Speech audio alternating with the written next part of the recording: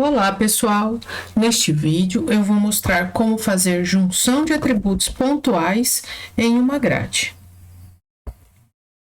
Eu tenho aqui alguns pontos que estão espalhados aqui no estado de São Paulo, tá? Em diversos municípios, tá? E esses pontos são dados simplificados aqui de PM10, tá? Dados de qualidade do ar da CETESB. Então, o que eu quero é criar uma grade hexagonal, certo? E atribuir alguns valores agregados de mínima, mediana, máxima, desvio padrão, de acordo com esses valores de PM10 que estão aqui. Eu nem sei se esses valores estão muito corretos, tá, gente? É mais para exemplificar aqui a metodologia, eu não estou me preocupando muito com a que eu já peguei esse dado, ele está citado como fonte da CETESB, mas eu peguei esse dado já de terceiros, certo? Mas aqui o que importa é a metodologia. Então, vamos lá. Primeiro, eu vou criar uma grade, tá? Vou tirar aqui esses dados. Eu vou criar uma grade para trabalhar com esses pontos, tá? Quando se fala em grade, o que acontece? A gente sempre tem que pensar nos valores de distâncias que a gente tem aqui, na magnitude das distâncias, porque eu vou precisar definir o tamanho dos elementos dessa grade, tá? Então, é importante a gente ter uma ideia dessas distâncias. E aí, a gente pode fazer, por exemplo, algumas análises de distância que estão disponíveis aqui por meio dessa função matriz de distância, tá? Então, eu vou pedir aqui para ele usar essa camada pontual. Eu tenho um identificador único aqui nessa camada, que é um número sequencial de 1 até o número máximo de pontos, tá? Então, a minha camada de distância de entrada é a distância e a de alvo também é a distância, porque quero calcular a distância entre os pontos, né? Assim como o próprio ID aqui é o mesmo. E aí eu quero valores sumarizados, tá? Mínima, máxima, média, tá? Vou pedir para ele criar aqui, então, essa matriz de distância para mim, só para eu ter uma ideia, tá? Então, a gente tem aqui para cada ponto os valores, ó, médios, desvio padrão, mínimo e máximo para cada ponto. Eu vou pensar aqui nos valores médios só para ter uma ideia da magnitude. Então, ó, eu estou trabalhando com projeção TM em metros, né? Então, eu tenho valores aqui que começam em 90 mil, certo? E vão até 400 mil. Em relação a valores mínimos, que também é importante a gente dar uma olhada, ó, começa em 1.800 e vai até 120 mil. Então, observa que não adianta, por exemplo, eu gerar uma grade com um valor abaixo de 1.800, tá? Por quê? Porque eu não tenho pontos tão próximos assim. Então, esses valores, o tamanho dessa grade, né, a resolução dessa grade, tem que estar aí de acordo com esses valores mínimos, máximos e médios, para que eu tenha um certo número de pontos por elemento da grade. Tá? Então, como aqui está 1.800, eu poderia pensar numa grade com resolução de 5.000, 10.000 ou 20.000, depende da minha necessidade aí, da minha aplicação, tá? Então, aqui eu vou então gerar uma grade com o valor de 5.000 ou 10.000, vamos ver aqui, vamos fazer alguns exemplos, tá? Então, eu vou pedir uma grade hexagonal.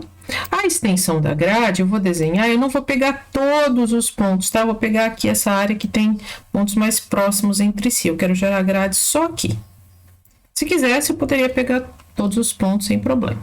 Aqui é a questão do espaçamento horizontal que eu falei para vocês, que é importante que a gente trabalhe, né? Então, se eu colocar, por exemplo, um valor de 5.000, vamos ver o resultado de grade que ele vai gerar aqui. Ok. Olha só. Aqui tem uma grade de 5.000 gerada, tá? Posso jogar os pontos aqui para cima para eu ver. E olha só, eu tenho uma quantidade bastante grande de elementos nessa grade. Ó, ele gerou 2.560 elementos hexagonais, tá? E poucos deles têm informação por causa do tamanho, tá? Então, essa grade com o valor de 5.000, vou até colocar aqui, ó, renomear, né? Com F2, eu renomeio a camada. Então, ela ficou dessa forma. Eu vou gerar agora uma grade até maior, vou colocar uma grade com 30.000, só para vocês verem a diferença. Então, vou lá de novo. Para criar uma grade hexagonal novamente. Na extensão, agora eu posso pedir, por exemplo, que ele pegue a mesma extensão da grade anterior, ó. Ele já traz aqui para mim. Vou colocar 30.000. Né? Porque os pontos, eles são por município, por isso que a gente tem que usar valores altos assim. Se fossem pontos dentro, né, de uma mesma cidade, a gente usaria valores bem menores, porque eles estariam, consequentemente, mais próximos também. Ok, o resto dos parâmetros não preciso mexer. Olha aqui. Agora, os elementos da grade com 30.000, vou colocar 30k aqui, tá? São bem maiores, né? E em vez de 2.500 e poucos elementos, eu tenho 77 elementos. Então, tudo depende do que eu quero fazer, tá, gente? Ó, para comparar, né? Olha só a diferença, tá? Então, aqui eu vou trabalhar com essa grade maior agora, tá? E mesmo assim, observa que tem muitos elementos dessa grade que ficaram sem nenhum ponto, tá? E eu vou aqui usar o menu Processing, tá? Se você fizer a busca aqui por Join, vai aparecer uma série de opções. Então, eu vou usar essa operação aqui, ó. Join Attributes by Location Summary. Porque aqui ele vai fazer o seguinte, ele vai pegar todos os pontos que caem dentro de um mesmo hexágono e calcular as métricas estatísticas que eu pedi para ele, né? Então, eu posso especificar se eu quero mínimo, máximo, média, desvio padrão, essas métricas todas aí. Então, vamos lá, vou executar aqui. A minha camada de entrada, então, vai ser a grade de 30.000.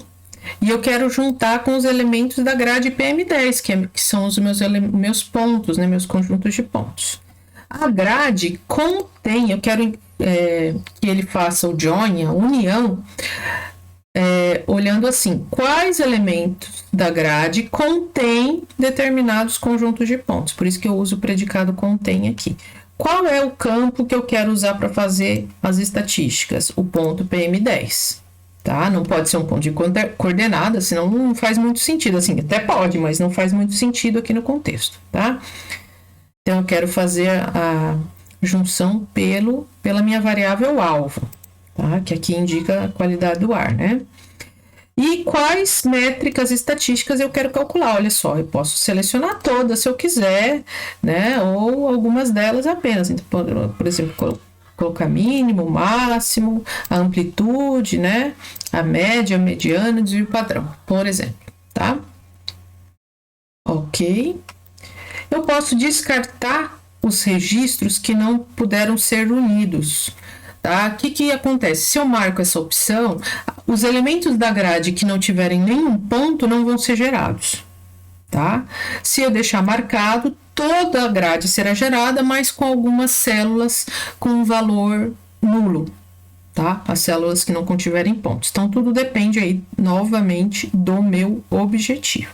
Se eu quero gerar a grade inteira ou não. Então, aqui eu vou pedir então para ele descartar e vou pedir para ele executar. O ideal seria aqui salvar, né? Para um arquivo fixo.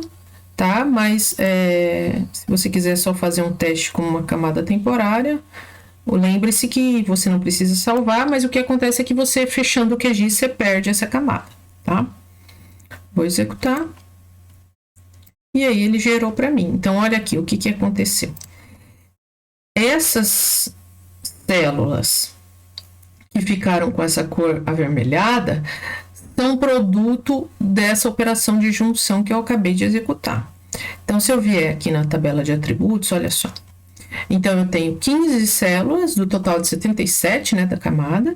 E aqui eu tenho os meus valores, olha só, mínimo, máximo, range aqui seria a amplitude, né? Então, quando o mínimo e o máximo são iguais, aqui a amplitude dá zero. Os valores de média, mediana, desvio padrão, tá? Então, tá tudo gerado aí, depende do que eu quero utilizar agora. A gente pode, por exemplo, levar essa camada, né, de junção para uma outra aplicação, por exemplo, digamos que eu quisesse analisar correlação espacial, essa camada foi gerada, né, o ideal é lógico que eu salve essa camada, né, como um arquivo físico, porque como um arquivo temporário eu não vou conseguir levar para outro aplicativo, né? Então, digamos que eu fosse fazer autocorrelação espacial com Geoda, por exemplo. Então, eu tenho que salvar esse arquivo e aí abrir esse arquivo lá no Geoda, tá? E aqui eu poderia fazer algumas visualizações, por exemplo, aplicar uma simbologia, aplicar uma paleta de cores, né, de acordo com os valores médios, por exemplo, tá? Aí eu posso escolher uma paleta de cores aqui, eu vou inverter essa paleta de cores, deixar os valores mais altos em tom mais escuro, tá? E posso pedir para classificar. Posso, inclusive, ver o histograma também, que me mostra a distribuição aqui dos valores, ó, tá? Então, eu tenho aqui uma ideia dessa distribuição nos meus valores de média, né? Que foi o que eu escolhi aqui, tá? Então, vou aplicar. Tudo bem que lembra que eu tenho várias possibilidades aqui para tentar encontrar melhor representação, né? Então, por exemplo, quebras naturais, ele muda um pouquinho aqui, ele tenta identificar as quebras, ó, de acordo com o histograma, tá? Usando o histograma como base, tá? Então, tudo depende do que eu quero. Vou aplicar aqui e olha só, tá? Então, aqui eu tenho uma ideia de que valores mais altos aqui estão nessas células, daí seria interessante, por exemplo, eu poderia correlacionar com os estados. Os estados não, os municípios, né? Então, vejo aqui que essas regiões têm valores mais altos. Ah, quais são os municípios? Poderia colocar aqui o nome desses municípios para ficarem visíveis. Vamos jogar para cima aqui só para a gente ter uma ideia, ó. Tá? Então, ó.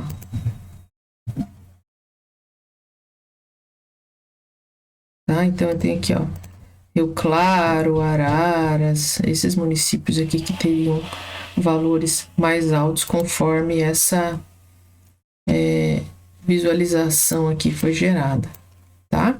Ó, essa regiãozinha aqui, certo? Então era isso que eu queria mostrar para vocês, tá?